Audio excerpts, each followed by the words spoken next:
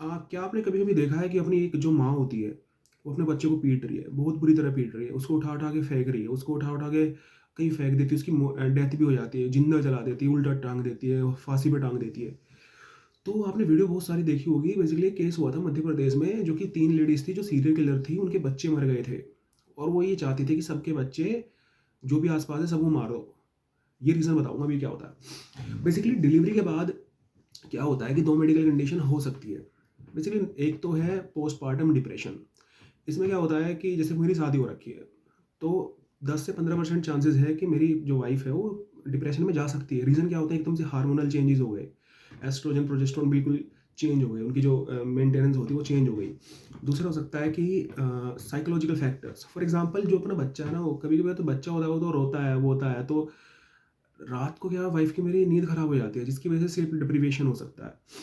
Sleep deprivation की वजह से फिर वो सो नहीं पाएगी, काफ़ी दिन ऐसे साइकिल कंटिन्यू होती जाएगी, तो उसको डिप्रेशन हो जाएगा।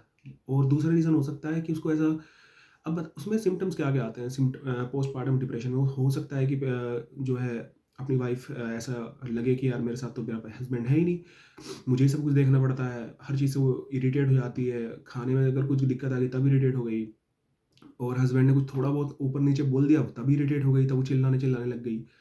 तो इसको बोलते हैं पोस्टपार्टम डिप्रेशन। बेसिकली ठीक है, नॉर्मल है कंडीशन, अगर ज़्यादा ही हो जाए तो फिर इसमें क्या होता है कि गलती इसमें बेसिकली वाइफ़ की नहीं है, गलती है उसके जो हार्मोन इम्बैलेंस हो रखे हैं और बच्चे की केयर-वेयर में उसको जो भी टाइम गया है, तो उसकी वजह से होता है, लेकिन होता ज़रूर है।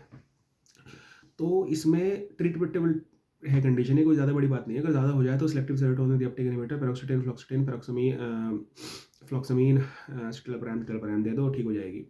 लेकिन जो दूसरी कंडीशन होती है जो कि बहुत ज़्यादा सीरियस होती है, फॉर एग्जांपल उसको बोलते हैं पोस्टपार्टम साइकोसिस। जो आपने देखा है ना कि बच्चे-वच्चे को मार देते हैं और दूसरे के बच्चे को मार देते हैं और बच्चों के साथ कोई एम्पैथी नहीं होती है, तो उन औरतों को या उनको होता है साइकोसिस। फॉर एग्जांपल अगर मेरी वाइफ है, बेसिकली पोस्टपार्टम साइकोसिस मेरी वाइफ को होना बहुत मुश्किल है, ठीक है? तो लेकिन अगर किसी को होता है, ये जेनेटिक होता है, 1 से 2% में होता है।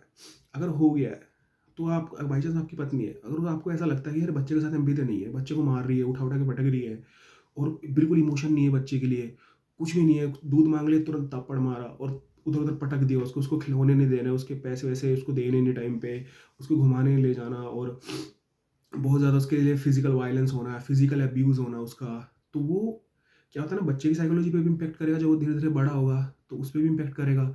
उसको लगेगा कि यार मेरे parents do not love me basically, तो उसकी साइकोलॉजी में ये चीज़ आ जाएगी और उसमें बच्चे की च डेथ होने की चांसेस भी ज़्यादा है। जो मैंने आपको मध्य प्रदेश का केस बताया था, उन तीनों लड़कियों इन तीनों औरतों को यही केस था, उनके बच्चे मर गए थे, तो उनको पोस्टपार्टम साइकोसिस हो गया था, जिसकी वजह से क्या हुआ कि उनके दिमाग में थॉट्स आते थे कि यार जब हमारे बच्चे नहीं ज़िंदा रह पाए, तो दूसरे क्यों रहेंगे?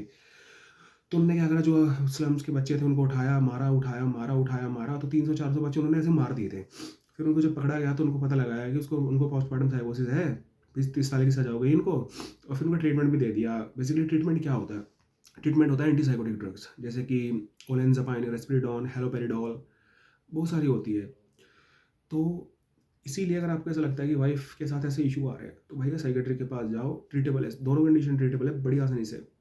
और लेकिन साइक इंडिया में क्या होता है ना, ये चीज़ें अभी इतनी नॉलेजेबल नहीं है लोगों को और साइकियाट्री को बहुत टैबू मानते हैं इंडिया में।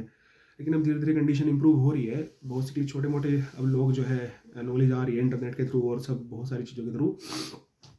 तो पत्नी है भैया, समझ जाओ, मेरे उन बच्चों को मारेगी, तो भैया ठीक नहीं है, वो अपने प्यार मोहब्बत वाले आदमी है, तो वो गलत हो जाएगा, ठीक है? तो यस, यही है पोस्टपार्टम डिप्रेशन, पोस्टपार्टम साइकोसिस। पढ़ सकते हो अगर मन करे तो, बता दिया मैंने। और बेसिकली मेरा ये खुद मानना है कि पेरेंट्स को कभी बच्चे के साथ फिजिकल अब्यूज़ नहीं करनी चाहिए, गलती से भी नहीं करनी चाहिए। पेरेंट्स हमेशा एक बेसिकली क्या होता है ना, मैंने एबनॉर्मल साइकोलॉजी पढ़ी थी, चाइल्ड साइकोलॉजी। आप जैसे बिहेव करते हो बच्चे के साथ, उसकी साइकोलॉजी ऐसी हो जाएगी। आपको बिल्कुल बच्चे को एकदम स्ट्रॉन्ग बनाना है, तो उसको दिखाओ एकदम स्ट्रॉन्ग फीलिंग वाली बातें करो उसके साथ। बच्चे को हमेशा ऐसा शुरुआत से ही ना बहुत सारे पैसे दो, बाद में उसको पैसे का मतलब क्या है ना, इंटरेस्ट ही नहीं। जैसे मेरे साथ होता है, मेरे पेरेंट्स ने मेरे को बहुत पैसा दिया बचपन से ही, तो फिर मेरे को पैसे की कोई वैल्यू नहीं है, कोई मेरे लिए मैटर नहीं करते पैसे। मेरे घर में कोई मुझे ऐसे दिक्कत नहीं आई कि मेरे को पैसों की वजह से कुछ मैं अपने शौक जो है पूरे नहीं कर पा रहा।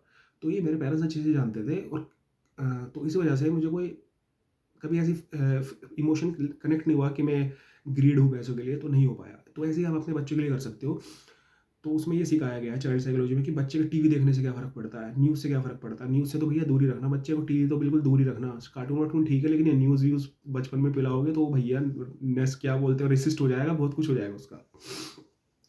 तो ऐसा होता है। तो अगर आप पोस्टपार्टम हेमरेज हो रखा, सॉरी पोस्टपार्टम हेमरेज नहीं, पोस्टपार्टम डिप्रेशन, एसएसआरआई, पोस्टपार्टम साइकोसिस हो रखा है, तो एंटी साइकोटिक ट्रीटेबल है, बहुत अच्छी कंडीशन हो सकती है। या इतना ही मैं बता तो बहुत सकता था, लेकिन क्या करें, वीडियो छोटी बनानी पड़ती है।